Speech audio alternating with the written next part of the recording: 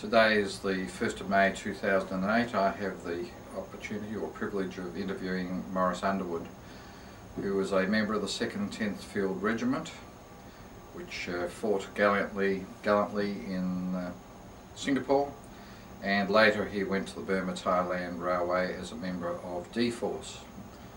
I'll now stop and we'll ask Maurice to tell of his experiences in his own words. Maurice, thank you very much for agreeing to do this interview today. And you want that recorded? We are recording now. Oh, you are recording it? Yes. And you've got to recite the privacy code to me, no doubt? Yes, of course. Yeah. Now, can I get you to tell me... You want to start from the 1st of May 1941? Yes, all right. Apparently that was the day I joined up at the Brisbane Showgrounds. Yes, yep. With the only other fella I knew I was joining up with was Fred, I can't think of his name, but he lost his life in New Guinea. He was a lieutenant. Yes, yeah. And he was being trained as the new manager to take over from my uncle, who was the manager. Yes. That was Maurice Herring. So we told you about Herring yesterday. Yes. And Maurice Herring had a young nephew who was, what's his name, Ned. Yes. Yeah. Now, and I reckon Ned was the one, and so did his mother and wife, but I met them when I came back from the war. Yes. I reckon that Ned had been very shoddily treated. Yeah. All right, you've joined up, you've done your training. When did you start moving to Singapore? Well, we joined up being moved from the showground by train to Redbank. And we were in camp in Redbank, I would say, that was May, June, probably 2 months. Then we went on a great big manoeuvre and bivouac around the country surrounding Brisbane. And then when we got back from that, we moved to Robley. That would have been in about mid-July, I suppose. And we stayed in Robley then until we went to Sydney to embark to come to Malaya.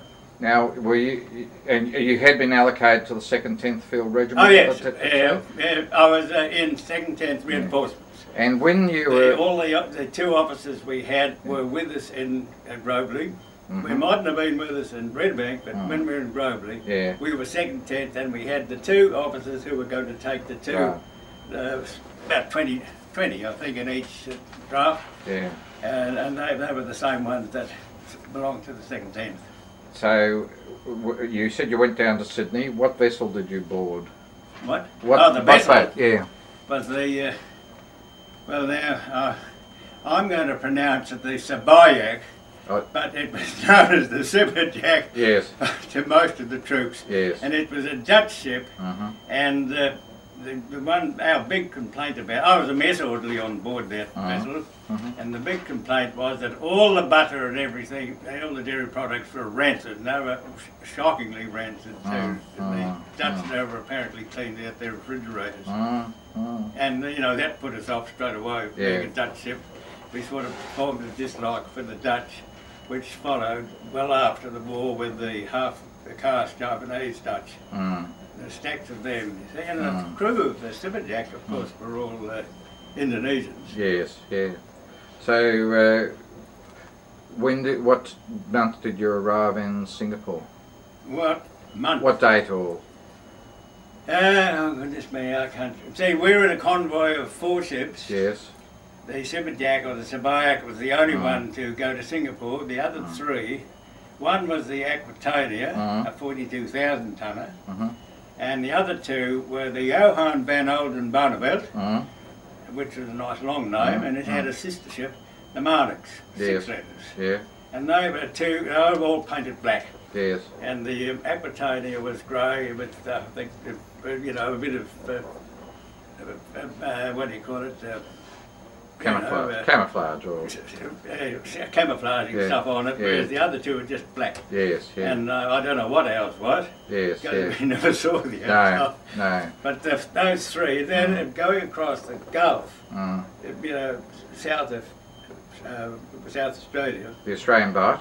They Aquitania used to come out of the water, a good quarter of the hull would come out of the water, like that, when she was down at the tail and up in the nose. And then when she went down the other way, see, once the propellers come out of the water, they spin, really span, and it'd come out a quarter of the water at that end. Yes. And our vessel was about an 8,000 tonner. Yes. So we were just like a cork. Yes, yes. And see, some of our troops were in the forecastle. That's where they were. I was in the body of the ship, but you had to cross this deck between the bridge and the forecastle. Yes. And you had to watch the waves. You could just across at the right time. Yes. Time the wave.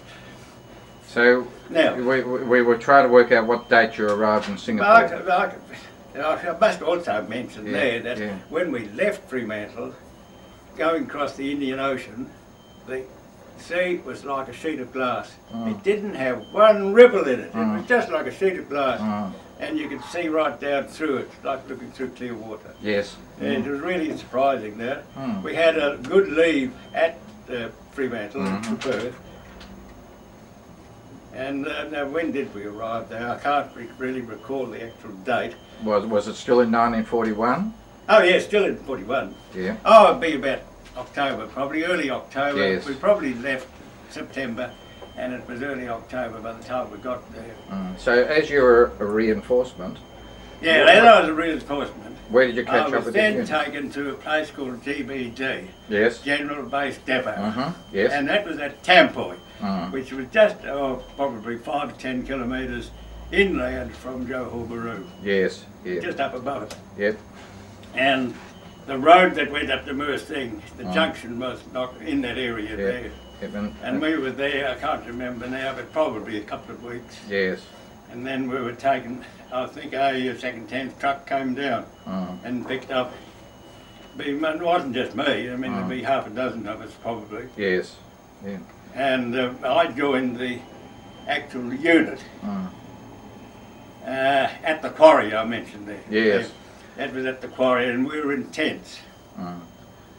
Now, who was the commanding officer? The CO was Kirkwood. I never met him until after the war, because he went back to Australia. Now I can't remember when it was, but anyway. Yeah. Once the action was over, he'd gone long before that. Yeah, about. Yes. Yeah, that was Kerwood. Yeah. But it was our own, what are we, 3... Batteries? I don't remember what they're called. Batteries? No, they're not batteries, they're called something else in the regiment. Anyway, see, there was the... Oh no, man, this is where I suppose I should have done a bit of reading of things. No, well don't worry about that. Yeah. Who was your doctor then? How was our doctor there? I don't know, I didn't need one. No. See, it wasn't until we were prisoners that I went to a doctor. Yes. All right, well, when did you have your first contact with the Japanese?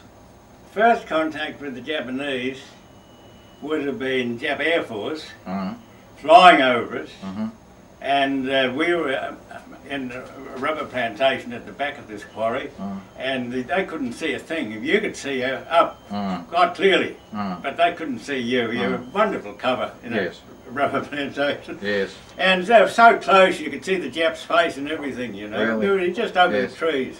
So they were the fighters, not the bombers. They were the Zero. The Navy O type of thing it was, I think, most of them. Yes. And they were superior to our old Brewster Buffaloes, though. Oh, yeah. And the bombers were biplanes. Yes. Made in the early 20s. Yes. Yeah. And you know, one of the RAAF squadrons was these biplanes. I can't remember their name now, but we saw them when we were a bit later than this. But they went up to bomb Endau, which was north of Mersing. And we saw all these planes flying up, and only about 4 of them came back. Yes. I'll just stop you there. Putting it on again. Yes. Did you have any direct contact with Japanese infantry? Were they in your vicinity? Not until the morning of the landing on Singapore Island. Yes.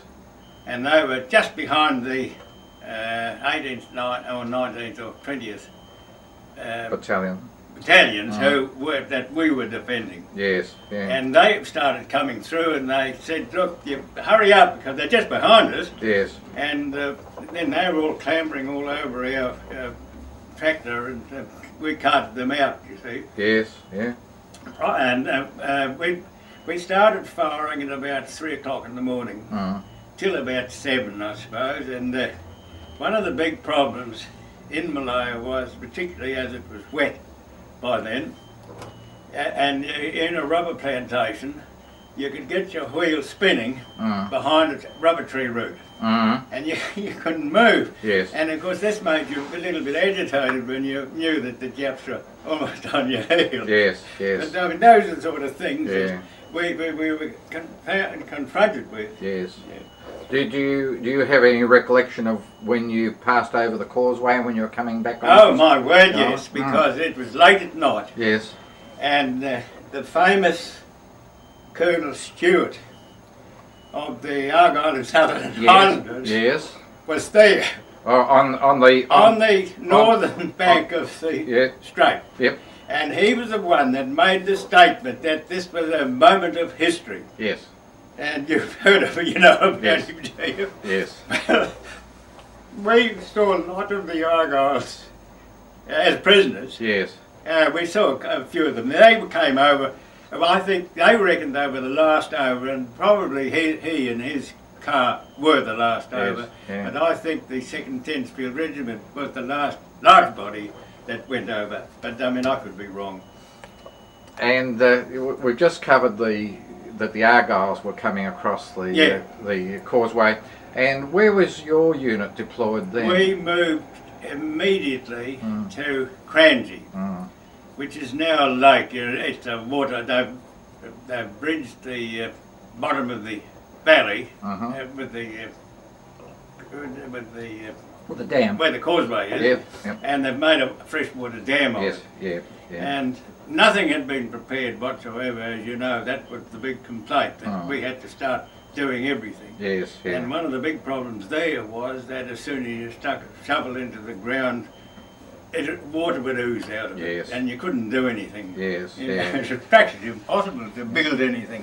Now, how were you going with getting your resupply of ammo at the stage? No, ammo was right then. Was it? Yeah. Okay. And see, we were there, I would say a week, or it might have even been 10 days before the 8th of February, when they came over. Yes. And that was the night. You see, we filled the gun position up. It was just chock-a-block with shell cases. And I don't know how many we fired, but you know, it would have been several hundred. And the guns were getting very hot, and the paint was all blistering and this sort of thing. And that, see, once that shoot ended, they must have realised, well, they've got no chance of beating them, so that we had to skedaddle out of the way. Yes, and we took a lot of infantry with us. Yes, yeah. So, was there any?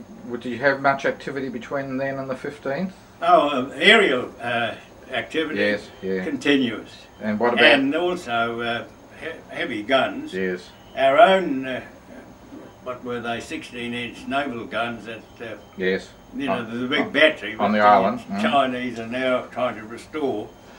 I think they're making galvanised iron guns and whatnot as replicas. Yes. Yeah, I think they're just sheet metal. Yeah, well, they are replicas. Yeah.